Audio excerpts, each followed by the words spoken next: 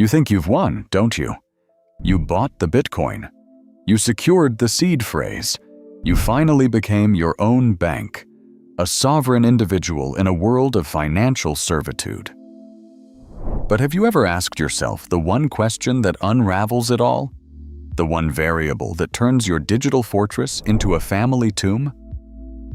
You've meticulously planned for every contingency: market crashes, hardware failures, state overreach, except the one that holds a 100% guarantee: your own mortality. Right now, there is a digital graveyard worth over $100 billion. It is a silent, expanding catacomb of Bitcoin, locked away forever. The keys are lost, the owners are gone, and their families are left with nothing but the ghost of a fortune. It is a treasure trove of inaccessible wealth, a permanent monument to a fatal oversight. And the most terrifying part? Your Bitcoin is probably on a direct path to join it. We are here to expose the single greatest mistake in the crypto revolution and to give you the exact protocol to ensure your legacy survives you. The problem, you see, is a vicious paradox. The very features that give Bitcoin its breathtaking power are the exact same features that create this inheritance catastrophe. Its strength is its fatal flaw. The ethos of Bitcoin is a double-edged sword, and most have only admired the handle, forgetting the blade is pointed directly at their bloodline. Let's dissect this failure. First, the blockchain is blind to the law. A judge's gavel, a notarized will, the full force of a legal probate process, they all mean nothing to the network. The blockchain is an amoral god that answers only to cryptographic proof. A court can grant your heir legal title to your 1,000 Bitcoin, but without the private key, that title is a worthless piece of paper. The law may grant ownership, but technology possesses the asset. In this new world, possession is not 9/10 of the law, it is the entire law. This censorship resistance, which protects you from unjust seizure in life, becomes an impenetrable wall for your rightful heirs in death. Second, there is no help desk for the grieving. In the noble pursuit of decentralization, we have dismantled the very infrastructure of recovery. There is no Bitcoin Corporation to call, no password reset link to request, no customer service line for a desperate spouse. The removal of trusted third parties, the banks and institutions we were so eager to escape, also removes the societal safety nets they provide. You are your own bank, but that also means you are your own, and only, point of recovery. When the bank is gone, the vault is sealed for eternity. And third, your perfect security becomes your family's prison. That seed phrase, the 12 words that represent your entire digital net worth, has been your obsession. You've stamped it on steel, hidden it, memorized it. Your operational security is flawless. But in doing so, you have created an impossible scavenger hunt for your executor.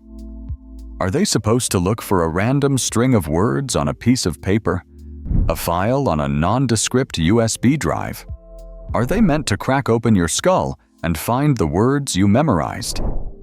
Your perfect defense against the world becomes an insurmountable barrier against the people you love. Do not take this as mere theory. Let us look at the brutal, audited numbers. A landmark study by Chainalysis estimates that 3.7 million Bitcoin are already lost forever. At a modest valuation, that is over $129 billion. At its peak, it was $250 billion. This is not just lost wealth, it is a permanent supply shock on the network. A black hole of value that grows larger every day. And this is not just numbers on a screen, it is a litany of human tragedies. Consider Matthew Mellon, an heir to a banking fortune, who reportedly died with $500 million in cryptocurrency that remains utterly inaccessible. Or Gerald Cotton, the founder of a Canadian exchange, who was the sole keeper of the private keys to his company's cold wallets. He died unexpectedly, taking $190 million of his clients' funds with him into the digital abyss. Their stories are not anomalies. They are increasingly common warnings sent back from the future. A 2021 study revealed that while nearly 90% of crypto holders worry about what happens to their assets after they die, fewer than 1 in 4 have any formal plan in place. It is a systemic crisis of personal responsibility, playing out one forgotten password at a time. And this leads us to the forbidden truth. The conclusion that hardcore believers and digital purists do not want to admit because it threatens the very foundation of their ideology. For Bitcoin to truly succeed, for it to function as a global store of value for generations, it has to compromise its most sacred principles. The revolutionary ideal of being your own bank is predicated on the user being a perfect, immortal, hyper-vigilant security expert. That is an impossible standard. It is a fantasy. Humans forget. Humans have accidents. Humans die suddenly, and often without leaving a neat set of instructions. Our entire civilization is built on systems of recovery, forgiveness, and trusted intermediation because we are flawed, fragile beings. The solutions emerging to solve this inheritance problem, multi-signature wallets, social recovery schemes, professional third-party custodians, all implicitly reintroduce the one thing Bitcoin was designed to eliminate: trust in other people. The market is slowly, inevitably rebuilding a banking and trust layer on top of a trustless protocol because we, as human beings, fundamentally need it. The revolution is eating itself to survive. The ultimate irony is that to save your Bitcoin for your family, you may have to stop being your own bank. But this is not a story of doom. It is a call to action. You do not have to become another statistic in the digital graveyard. You are a sovereign, and it's time to act like one. Here is your 3-step plan to secure your legacy. Do this today. Step 1. Document and disclose. Create a digital asset inventory. This is a simple document that lists what you own, and more importantly, where to look for instructions. Do not, under any circumstances, list your private keys or seed phrases on this document. You are simply creating a map for your executor. They cannot find what they do not know exists. This inventory should be stored with your other estate planning documents. Step 2.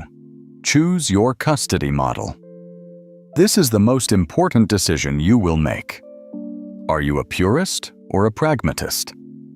You can opt for a self-custody solution like a multi-signature wallet, which distributes control among several key holders, for example, yourself, your lawyer, and a trusted family member. Or you can be a pragmatist and engage a professional, insured custodian like Unchained Capital or Casa, who are building the Bitcoin native trust companies of the future. There is no wrong answer, but having no answer is a catastrophic, unforgivable failure. Step 3. Integrate and instruct. Your crypto plan must be integrated with your legal estate plan. Talk to an estate lawyer, a modern one who understands this world. Create a letter of instruction for your executor. This document, kept separate from your will, details the process to access the keys, not the keys themselves. It guides your trusted executor on how to use the map you created in Step 1. The promise of Bitcoin is sovereignty. But true sovereignty is not just about controlling your assets during your life. It is about having the power to direct their destiny after you are gone. It is the ultimate expression of control and responsibility. Do the work. Secure your legacy. Don't let your digital keys become your family's prison bars.